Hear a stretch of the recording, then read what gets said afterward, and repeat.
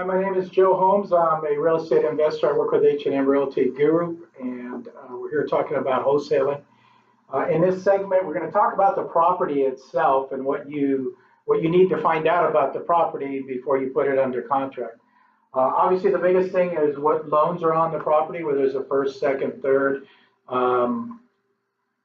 private loan, bank loan, whatever. It really doesn't matter. You just need to figure out how many loans are on the property.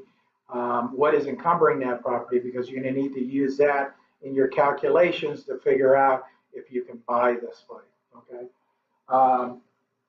Be aware that there could be some liens on the property other than loans from banks. Mechanics liens are a perfect example. A mechanics lien is placed on there when you hire a contractor and you don't pay him.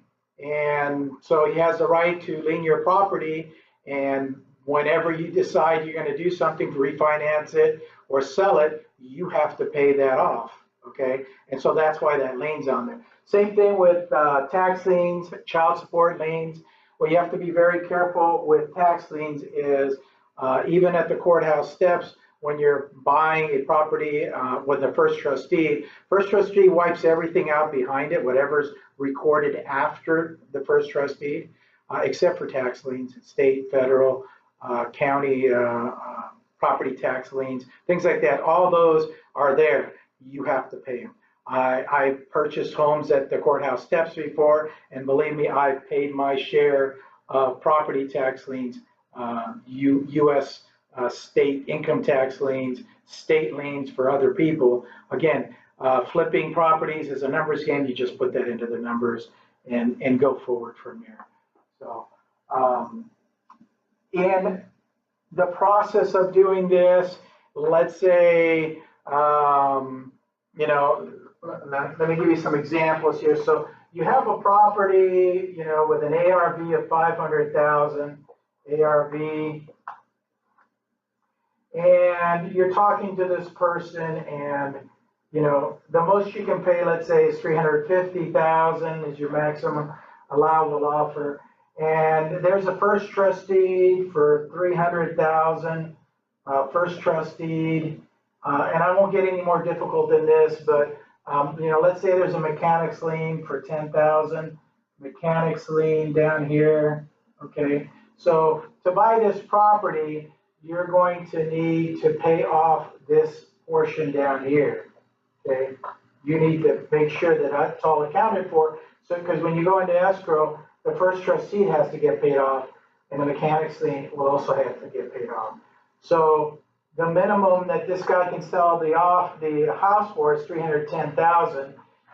So what you're basically dealing with in this type of transaction is the difference between 310 and 500. Obviously, the seller wants 500. You're at 350. You don't want to go higher than that. He's at 310 is the most that he can sell this property for and walk away with basically nothing. So the part about negotiating the number is right in between here. It's between the 310, in this case 310 and 350, which is your maximum. So there's like $40,000 difference here. So I'm talking to this person and I say, you know what? I'll give you, because you don't want to start at the maximum allowable offer, because they're going to go up from there. They're going to say, well, he's already said he'll buy for 350, so let's ask him for 375. So you want to start out smaller. So, in this case, I would start out at 310. He'd come back with a number. I'd say, the most I can pay is 325, which means he gets 15,000 in his pocket to walk away from his problem.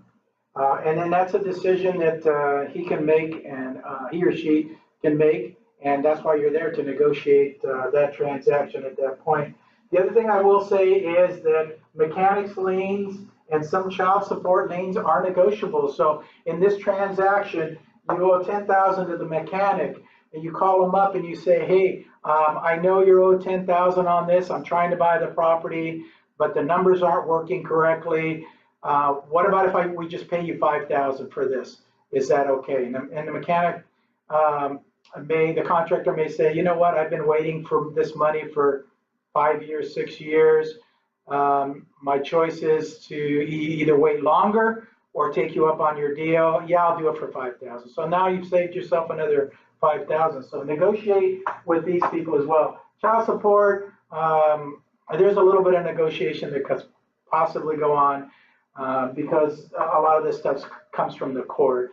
But you know, they understand as well that a little bit of money is better than zero money. So they look at the file and they say, you know, yeah, we're owed whatever, 10, 20, 30, $100,000.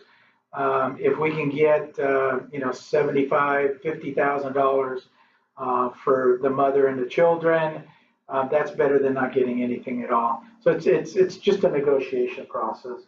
So I hope that helps you out.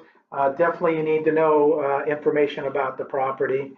Again, my name is Joe Holmes, and I will see you on the next video.